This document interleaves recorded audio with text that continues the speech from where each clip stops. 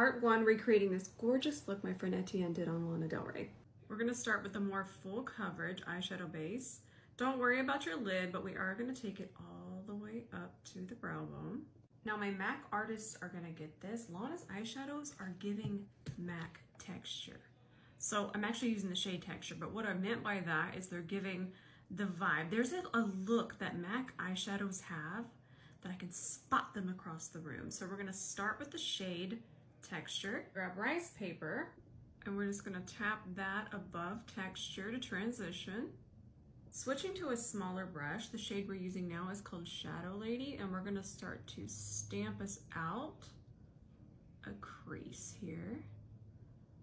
And once we get out here, it's not quite as dark and it's a little more blurred, but there's still a wing shape. I'm taking the shade texture again on a fluffier brush and just kind of melting this on top of everything. We're gonna take micellar water on a C30, sharpening it. We're gonna clean up the front part of the lid to about right there. Now, do you see that natural fold? Do you see how I'm going above that? That's gonna give us more lid space.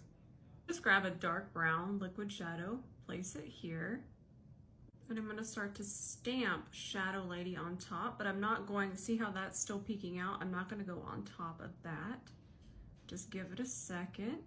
Now, when you really want your golds, your bronze, your coppers to pop, yellow base. Especially if we're gonna be on stage like Lana. And we're just gonna take this to where we initially carved, and now our yellow is gonna stay nice and bright. There's nothing for it to mix with. Nothing on my brush. I'm just gonna feather this over into the rest of the shadow. We're gonna pick up a classic. This is the shade Amber Lights. That's gonna go mostly in the center of the eye. Oh, it's perfect. And now a kiss of Klimt, and that is gonna go towards the front. So perfect. Now I'm actually gonna do a wing with this Maybelline eyebrow pen. You get really nice precision. Back into the micellar water with the C30. Definitely adding a lash. And while you're here, I don't recommend putting your foundation on like this, especially not grabbing your brush and just going in. What's gonna happen, it's gonna become so uneven on whatever tool you're using, and it's gonna be uneven on your face, and that can cause patchiness. It's not gonna wear as nicely, so many different things. That's also too much for this area. I like it on the back of my hand, and if you don't like to use your hands, that's okay. You could even use a spatula. I don't mind using my hands. I'm gonna smooth it out there. Now it's just ready for our brush or our sponge, but it's gonna go on so nicely. And then it's gonna be really nice on our brush. Look at that. Try it this way. Don't, I love you, but if you just skip that. I'm gonna take the smallest amount of the foundation. We're gonna take that on a fluffy brush, and we're just gonna start to clean up. And we're also kind of melting this and giving our eyeshadow a little bit of our undertone.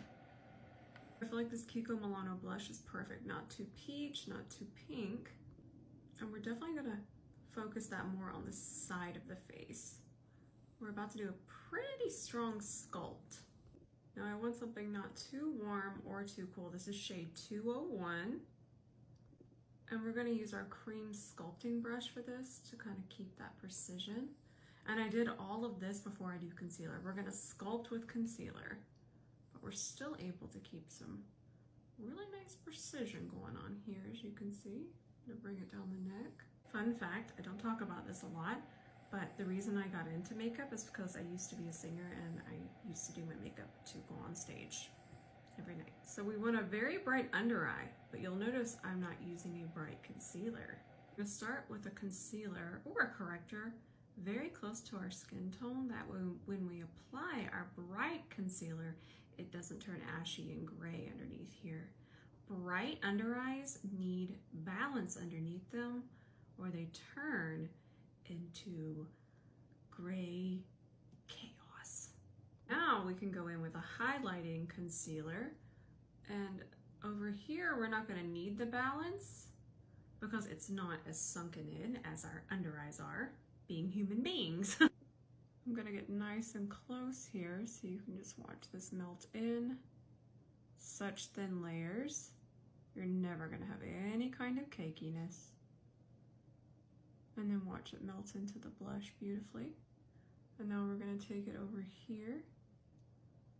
I'm gonna first sculpt with the concealer brush, and then I'll reach for my foundation brush again to kind of melt.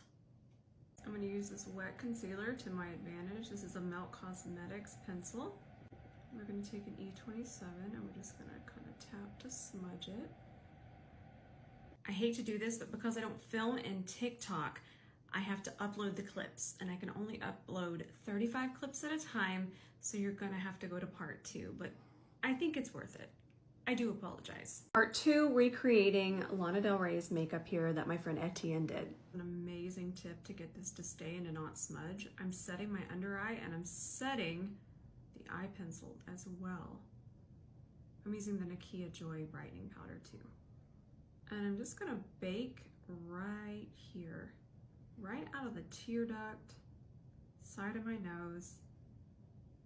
Don't worry about bringing it all the way over. I'm gonna bake over here, and you're seeing really heavy powder on my face. And then I'm gonna show you, I'm gonna melt this in. So this is what I used to do. I used to let this kind of sit for quite some time, and then I would take my foundation brush and I would press it in. Super long lasting. So this is a helpful tip, and most of you might already do this. But once I have my under eye done, I would be able to fix it, okay? That's not our issue, but if I just look down like this, I'm able to really see these lashes, and I don't run the risk of messing up quite as much. Let's do a nice little inner corner highlight. I'm just using MAC Nylon. This is also a really good tip. I feel that whenever I bake, my lashes get crusty because of all the powder going everywhere. So I love this. I love this MAC Lash Dry Shampoo. It got so absolutely, everyone just thought it was so silly, but I use it every single day. It is so useful. So I'm uncrusting right now. Grab the foundation brush and we're just going to press the bake in. It's really satisfying to watch. And thank you for coming to part 2. I really didn't mean to do this. I normally don't, but I upload them right back to back, so it's not as tedious. Press that in. Oh, satisfying. It looks like she has quite a bit of highlighter on. Okay, so let's pick that up on our C40. Notice how I picked it up on the brush. I like to put this short end right at the end of my iris. Okay, you see that? It's like at a nice little stopping point. And then I'm just gonna pull, and the brush does the work for you. Anywhere my bones stick out. I know it's creepy, but it's actually an easier way for me than the high points. And I'm like, where's the high point? It's like, oh, where it sticks out the furthest. I'm going to place some highlighter there. I'm gonna wipe away my lip balm because lip stains and lip balm, they don't like to attend the same party. Now I know she has on this and this, but it does look like she has on a lip stain. So we're gonna go in with this Kiko Milano one, and the shade is 104. Now I know she has on a lip liner, but I'm kind of gonna do a pre-lip line with this shade, and this one is 111. Don't trust me till I look at it. Don't. Okay, 111. Oh, it's looking so similar. And then Etienne used his lip liner. The shade is Zola, and that's gonna go out this way. I just love seeing it come together. It's so exciting. And then this is the gloss that he put on top. I don't know if it's the stage lights, but hers feels just a hair cooler than mine, so I'm taking a blue pencil, just the side of it, and that blue is gonna cool everything.